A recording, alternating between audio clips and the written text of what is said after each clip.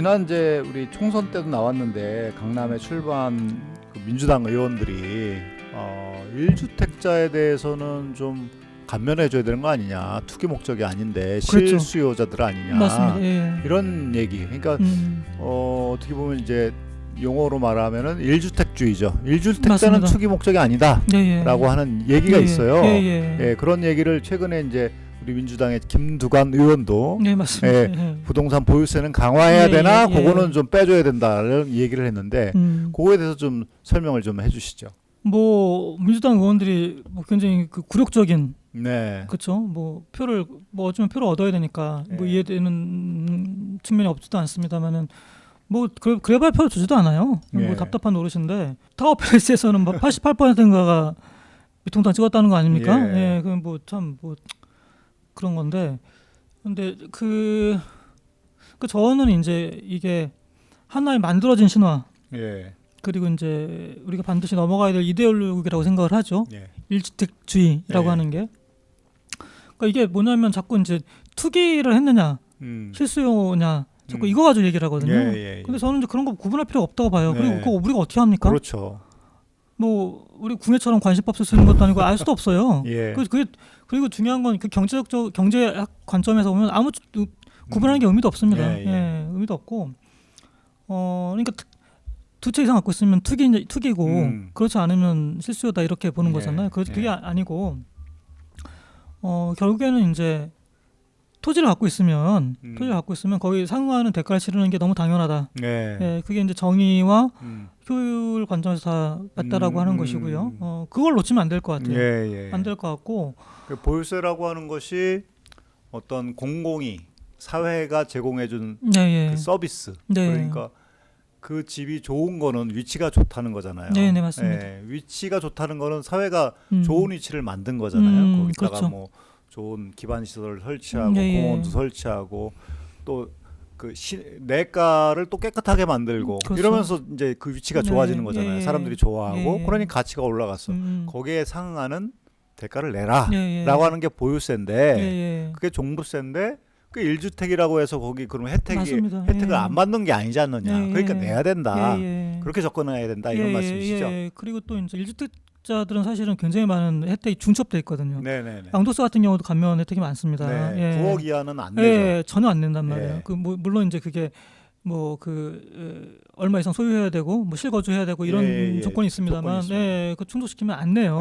그 양도세가 얼마를 거뒀더라도 안 내는 거죠. 그러니까 이런 것들이 있는데, 그러니까 이게 왜 그럴까라고 생각하면 박정희가 이제 군사고퇴한 이후에 대한민국이라는 나라가 걸어온 길, 그러니까 이건 일종의 이제 부동산 공화국, 투기 공화국의 길이었거든요. 그렇죠. 그리고 이제 그거는 결국에는 그 부동산 불로소득이라고 하는 것을 이제 분점화하는 거였습니다. 그러니까 어떻게 분점할 거냐라고 하는 걸 둘러싼 일종의 이제 파워 게임 같은 것이죠. 근데 당연히 거기서 이제 지주들은 가장 많이 가져가는 거고, 재벌들이 가장 많이 가져가는 거고, 그다음에 이제 건설사들 뭐 이런 사들이 가장 많이 가져가는 거였겠죠. 근데 이제 그게 일종의 부스러기 같은 거를 부스러기 부스러기를 1주택자한테는 나눠주겠다라고 하는 거예요. 사실은 이게. 그러니까 그래 너도 주택 하나 갖고 있으면 뭐 나눠 가져야지. 저는 이게 지금 1주택주의의 기원이라고 전 봐요. 그러니까 그거는 그냥 그 정도는 해줘야 되는 거 아니야? 라는 생각인 거잖아요. 주택 하나 있는데 그러면 그거는 좀 가져가야지. 나눠 가져야지. 근데 2주택 이상은 좀 뭐 그건 좀 억제해야 되는 것 아닌가? 이런 거잖아요. 그래서 거기서 기인하고 있다. 그러니까 단순히 이게 뭐 보유세만이 아니라 양도세도 굉장히 많은 혜택을 준단 말입니다. 그래서 거기서 기인한다. 그러니까 우리가 그러네요. 지금 정말 새로운 세상을 만들기 위해서는 그 일종의 부동산 불로소득을 분점하는, 그걸 이제 정당화하는 이 어떤 이데올로기, 이 메커니즘을 분쇄시키지 않으면 안 된다라는 생각이 강하게 듭니다. 역사가 있네요. 그러니까 생각해 보면은 박정희 정부에서는 국가가, 사회가 복지를 강화해 줄 수는 없고, 개인의 삶을 책임져 주지는 않고, 노후 삶도 책임져 주지 않고, 뭐 자녀 결혼하는 데 있어서 뭐 주거 문제를 해결해 준다든가 공공임대주택을 확충해 줄 수는 없고, 그렇죠. 그러니 처음에 이제 청약 저축 열심히 분 사람에게 처음 주택을 그렇죠. 싸게 그래서 이제 분양가 상한제가 싸게 이름은 자꾸 공급해주고 바뀌었습니다만 예를 들어서 이제 시장에서는 1억인데 한 그렇죠. 5천만 원에 살 수 있게 해주고 그렇죠. 그럼 그게 이제 사면은 1억으로 뛰고 그렇죠. 1억으로 뛴 거에 대해서 그 차액은 그냥 누리라고 하고 그렇습니다. 그 대신에 복지는 국가가 신경 안 쓰고 그거 가지고 네가 다 알아서 해라. 라는 이제 이게 굉장히 이게 정교한 사실은 이제 메커니즘이에요. 그거를 이제 학자들은 자산 기반 복지 이렇게 얘기를 하더라고요. 그렇죠. 그러니까 자산 기반 복지라고 하는 게 이건 진짜 제가 보기에는 우리는 그 전부터 있었던 거고요. 그다음에 전 세계적으로 보면 이게 2000년 이후에 2000년 영국도 그렇습니다. 굉장히 이제 이게 강화된 하나의 이제 이건 그러니까 트렌드죠, 트렌드. 왜냐하면 패션은 잠깐 있다 사라지는 건데 이건 굉장히 오래 가는 거니까 트렌드인데 이게 특히나 2008년 이후에 더 고착됐죠. 그렇죠. 이게 금리가 막 극단적으로 떨어지고 이러면서 자산 가격이 이제 엄청 폭발했고 이런 상황이어서 이걸 넘어가지 않으면 새로운 세상은 오지 않는다. 네, 자산 기반 복지는 우리가 또 따로 다뤘으면 좋겠는데 이게 참 극복이 되지 않으면 안 되는 것 같아요. 맞습니다. 그거를 통해서 예를 들어서 노후 생활도 건물 하나 갖고 있고 집을 몇 채 갖고 있고 연금 나오는 건 적으니까 또 노후 복지는 또 노인 복지에 대해서는 굉장히 이게 충분히 갖춰지지 않으니까 집을 거기서 이제 나오는 소득으로 노후를 보내겠다라고 하는 생각을 많이 하잖아요. 그거는 사실 청년 세대하고 이제 상충하는 거예요. 맞습니다. 청년 세대가 만들어놓은 부를 노인들이 가져가는 서로 맞습니다. 이제 싸우게 만드는 자산 기반 복지는 말이 근사하지 사실은 이거는 이제 갈등을 일으키는 세대 간 전쟁 이야기할 수밖에 없죠. 일주택주의에 대해서 좀 얘기를 나눠봤고요. 또 하나는 이제 큰 담론인데 이제 그 총선 전부터 이제 이인영 지금 이제 구로에서 당선된 이제 얼마 전에 이제 어제인가요? 저기 원내대표 이제 그렇습니다. 임기를 마쳤죠. 토지 공개념 개헌을 얘기를 했어요. 그거에 대해서는 이제 21대 국회가 개헌을 꼭 해야 된다고 보시는 건지 토지 공개념을 어떻습니까, 부소장님 생각은? 물론 이제 그런 건 있겠죠. 지금은 이제 코로나 쇼크가 사실은 지나간 게 아니잖아요. 그러니까 결국에는 나눠서 봐야 될 것 같은데 코로나 쇼크라고 하는 거는 이제 뭐라고 하면 좋을까요? 방역이라고 하는 관점. 이거는 지금 약간 우리는 지나갔죠 이미. 클라이막스가 지나갔고 가을과 겨울에 2차 유행이 또 올 거라고 하는데 그건 모르겠고요. 근데 이제 다른 나라는 아직 한창 진행 중이긴 합니다만. 이게 방역이라고 하는 관점이 하나 있을 거고요. 또 하나는 이제 경제라고 하는 게 있을 것 같은데 지금 이제 사실은 주가 같은 경우에 너무 빠르게 지금 반등했어요. 다시 뛰고 있습니까? 주가는 지금 굉장히 많이 반등을 했어요. 그러니까 이게 대한민국 같은 경우만 봐도 2,200을 넘었다가 이게 1,400대 중반까지 내려앉았었거든요. 3월 중순에. 그러다가 지금 이제 1,950까지 올라왔으니까 굉장히 많이 올랐어요 지금. 좀 놀랄 정도로. 그러니까 보통 이제 그걸 리바운드 한다고는 하거든요. 그러니까 낙폭이 워낙 과다하면 거기서 이제 기계적 반등이 기술적 반등이 일어나긴 하는데 반등폭이 굉장히 지금 큽니다. 그런 상황이어서 그건 놀랍기도 하지만요. 근데 일단 유동성의 힘이라고 보고요. 중앙은행들이 워낙 돈을 많이 푸니까 그렇게 보이는데 사실은 이제 실업을 비롯해서 각종 이제 기업 이익이랄지 아니면 성장률이랄지 이런 것들은 사실 굉장히 전망이 어둡잖아요. 어두운데 주가가 뛰었다. 물론 주가가 선행은 해요. 경기보다 선행은 하는데 제가 보기엔 너무 앞서서 가는 거 아닌가 라는 생각은 좀 들긴 하고요. 그런데 그걸 일단 극복하는 게 굉장히 중요하겠죠. 이제 방역 쇼크는 왔고 지나갔고 쓰나미는 그다음에 경제 쓰나미가 올 텐데 그걸 이제 굉장히 대한민국 아직까지는 굉장히 OECD 국가 중에서는 지금 견조하게 방어하고 있죠. 성장률도 가장 좋은 편이고 그런 편이어서 제일 잘하고 있지만 아무튼 그 쇼크를 이제 극복하는 게 우선일 것 같긴 합니다만 그 다음에는 좀 저는 우리가 생각하는 우리가 지금 몸담고 있는 87년 체제라고 하는 거. 그러니까 지금 이게 우리가 공화국으로 따지면 6공화국에 살고 있는 거거든요. 그러니까 이제 공화국을 어떻게 나누냐면 헌법 가지고 나누는 거예요. 그렇죠? 헌법 개정. 헌법. 그러니까 우리는 지금 6공화국 헌법에 살고 있습니다.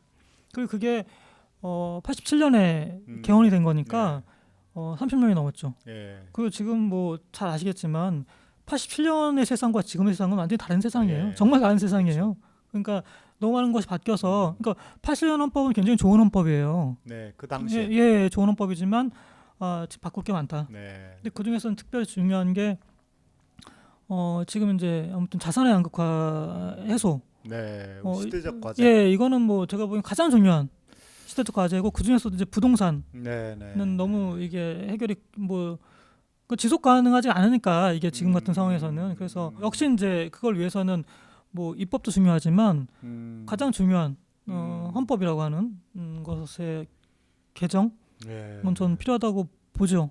그게 그러니까 이제 헌법이라고 하는 거는 그 당시의 시대적 과제를 좀 담고 네. 있어야 된다. 네. 근데 87년 헌법, 60하고 헌법은 그 시대적 과제인 이제 대통령 직선제나 맞습니다. 이런 예, 예. 뭐 경제 민주화나 이런 걸 네. 담았잖아요. 그렇죠. 예, 시대적 과제를 담았는데 네. 그게 너무 지금 30년이 지났다. 그렇죠. 근데 지금 시대적 과제는 불평등 해소고 자산 양극화다. 예, 맞습니다. 그러니 그거를 담을 수 있는 거를 네, 예. 거기다가 헌법에 집어넣어야 되는데 그렇죠. 예. 자산 양극화의 핵심이 토지니까 네, 맞습니다. 토지의 공적 개념을 적용할 수 있는 네. 그런 사상을 헌법에 분명히 기록하자. 그렇죠. 기록해야 된다. 네, 예. 그런 말씀이시죠. 그러니까 사실 헌법이라고 하는 게 가장 중요한 이게 규범이잖아요. 예, 예. 그게 이제 딱 바뀌면 예. 거기 가지고 이제 시비하기는 되게 어려워지죠. 그렇죠. 예, 예. 그 하위 법률도 거기 따라가야 맞습니다. 되고. 예. 그렇죠. 사실 토지 공개념의 정신은 배어 있는데 분명히 기록되지 않기 때문에 예컨대 뭐 종부세를 개정한다, 좀 더 보유세를 강화한다 이러면은 늘 유연 시비가 붙어요. 맞습니다. 예. 그러니까 토지 공개념을 명기해 놓으면은 이게 이제 상상력이 풍부해지는데 토지 공개념이라는 말이 없으니까 네. 상상력이 제한이 돼요. 예. 이것도 괜히 또 유연 시비 붙는 거 아니야? 이런 생각을 하게 되죠. 예. 정부 당국장도 그렇고 맞습니다. 뭐 많은 사람들이 그렇게 예. 이제 합니다. 그러니까 제일 좋은 건 이제 토지를 비롯해서 천연물, 그러니까 인간이 만들지 않은 것, 이것은 이제 공공의 재산으로 선언을 하고 그리고 거기서 나오는 가치를 이제 공적으로 환수한다라고 하는 내용을 헌법에 이제 박아 놓으면 그럼 뭐 당연히 이제 입법이 따라가는 거니까. 그렇죠. 어떻게 보면은 얘기가 좀 번지지만 코로나 사태라고 하는 것도 자연물, 천연물에 대해서 인간이 너무나 남용하고 그렇습니다. 예. 그거를 사유화하고 과도하게 개발하고 이런 데서 오는 그 질병이잖아요. 지금. 철저히 그렇죠. 그러니까 뭐 박쥐는 죄가 없어요.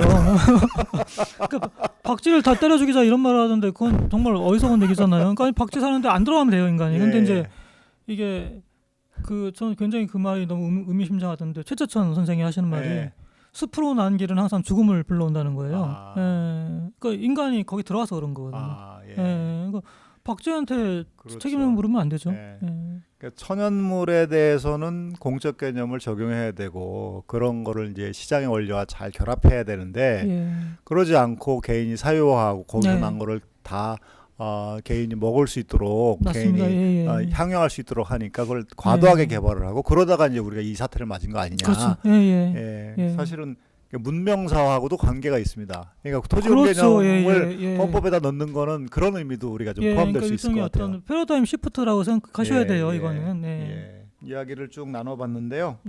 시장 상황을 좀 점검해봤고 시장 상황을 살펴보니 이제 좀 조정을 받고 있는 시기인데 종부세 개정안이 무산이 되니까 종부세에 직접적으로 영향을 받는 재건축 아파트가 조금 반등하는 약간 호가가 올라가는 지금 분위기가 있다. 그리고 서울시에는 지금 7만 호 공급하겠다고 지금 그 계획을 발표를 했다라고 하는 상황을 말씀하셨고 21대 국회에서는 종부세를 좀 더 강화하는 개정안 무엇보다 그게 중요할 것 같아요. 그러니까 뭐 약간 말씀 부연하자면 지금 뭐 오늘 기사 보니까 대통령 지지율이 국정수행 지지율이죠. 70%를 돌파했어요. 뭐 역대 최고죠. 그렇죠. 뭐 사실은 이게 거의 기록하기 힘든. 그렇죠. 임기 3년 차에 70%다. 이건 있을 수 없는 일인데. 거의 있기 힘든 일인데 70%를 돌파했어요. 원래 한 20% 정도 돼야. 그래서 대통령이 힘이 점점 세지고 있습니다. 그 뭐 정말 이럴 때 이 종부세를 강화해야 되는데. 그런데 근데 전 그 말씀 드리고 싶어요. 그게 대통령 지지율이 사실은 그 2017년 5월달 장미 대선에서 이제 승리한 다음에 계속 고공행진이었죠. 고공행진이었고 2018년에 지방선거 직전까지는 뭐 뭐 80% 이렇게 됐었습니다.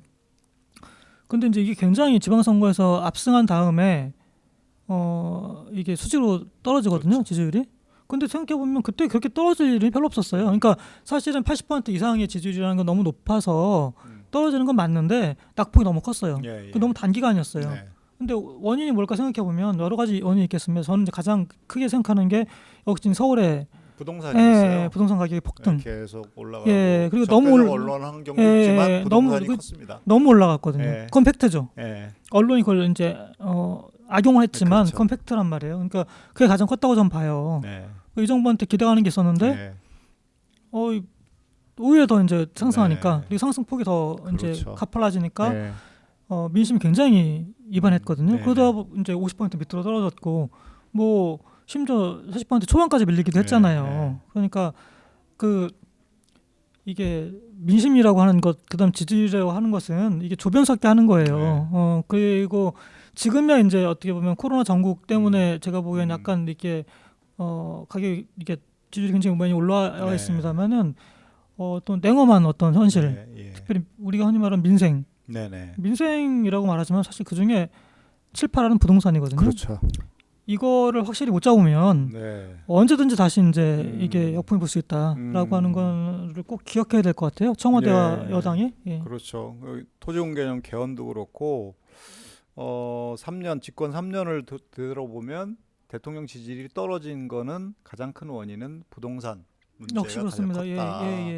그러니 그거를 생각해 보면 앞으로 2년 동안 또 지금 지지율이 엄청나게 올랐으니 그렇죠. 그 지지율을 가지고 부동산 문제를 해결하는데 그렇죠. 특별히 이제 헌법에다가 토지공 개념을 분명하게 기록해 놓는 그런 업적이죠. 이거는 대한민국에 만약에 그게 성공하면은 정말 문재인 대통령은 위대한 대통령이 될 것 같아요. 그렇습니다. 그렇게 되고 그다음에 검찰 지금 뭐 검찰이 얼마나 많은 나쁜 짓을 했는지 다 드러났잖아요. 실체가 다 드러났잖아요. 그렇죠. 그래서 이제 그 덕분에 이제 검경 수사권 조정이나 공수처 설치가 다 된 건데 여기서 더 이제 그 진도를 빼서 검찰이 지금 또 이렇게 무소불위에 힘을 못 가게 한다면 뭐 그것과 검찰개혁 그다음에 이제 부동산 공업 혁파하는데 큰 기여를 한다라고 하면 뭐 이건 거의 불멸의 업적이라고 그렇죠. 봐야죠. 위대한 대통령이 될 것 같습니다. 그리고 이제 가격 차원에서 보면 이제 그 뜻대로 되는 것은 아닙니다만은 부동산 가격이라고 하는 것이 근데 이제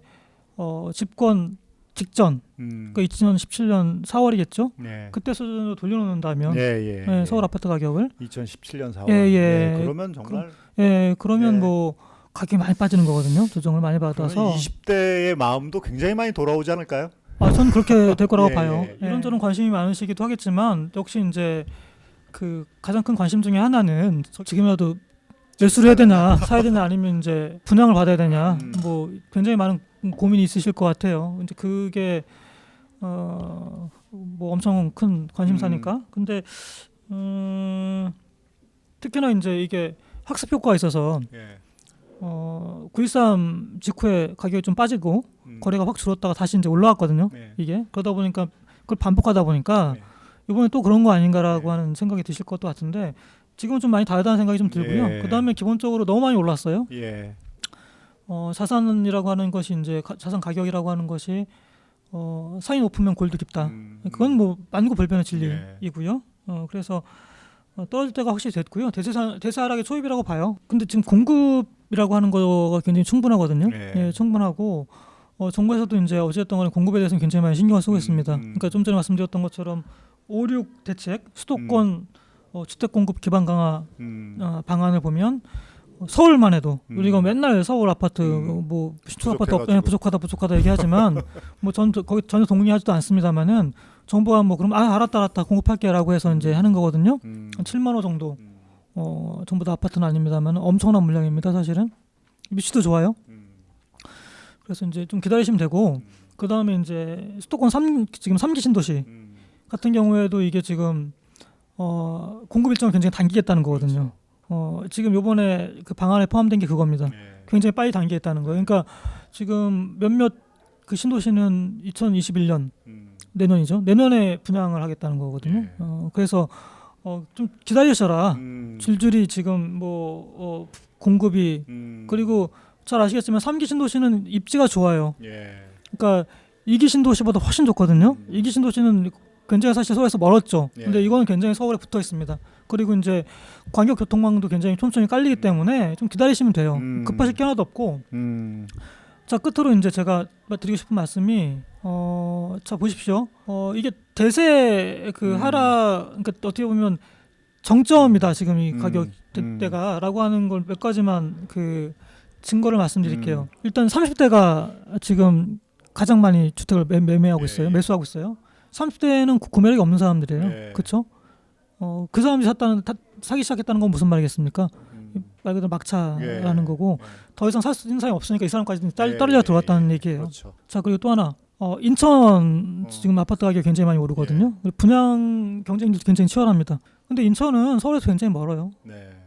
입지가 좋은 데가 결코 그렇죠. 아니에요. 그러니까 오죽하면 거기까지 갔겠어요.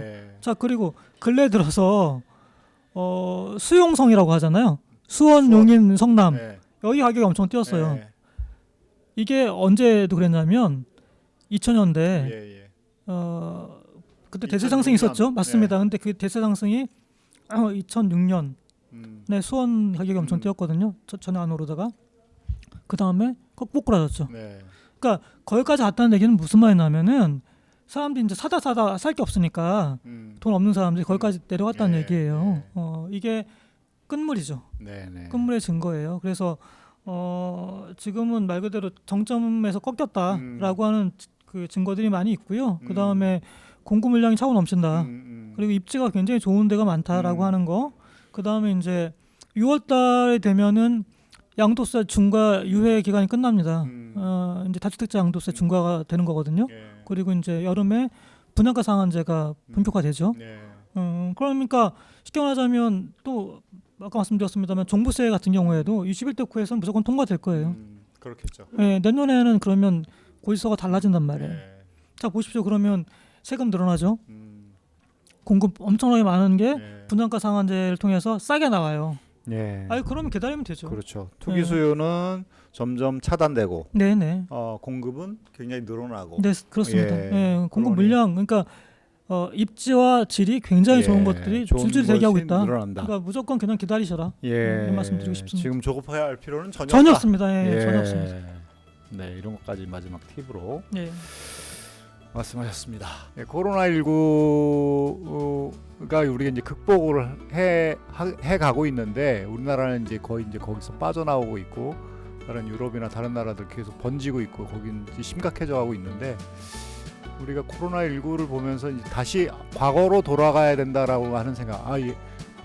다시 이제 일상으로 코로나 전으로 다시 돌아가야 된다는 생각을 우리가 많이 하는데 코로나가 우리에게 주는 메시지가 뭘까? 저는 이제 좀 다르게 살아야 된다라고 하는 경제 체제도 우리가 거대하게 얘기하면 문명 전환의 시대가 지금 온 게 아닌가. 자연이 주는 경고죠. 거기에서 자연이 주는 경고라고 하면은 자연을 우리가 굉장히 파괴하고 남용을 해왔단 말이에요. 그 토지 천연물인데. 맞습니다. 그래서 지금 21대 국회든 우리가 하여튼 이런 자연이 주는 경고에 대해서 우리가 깊게 생각을 해보고 전환을 해야 된다라는 생각이 듭니다. 거기에 이제 가장 중요한 게 부동산이죠.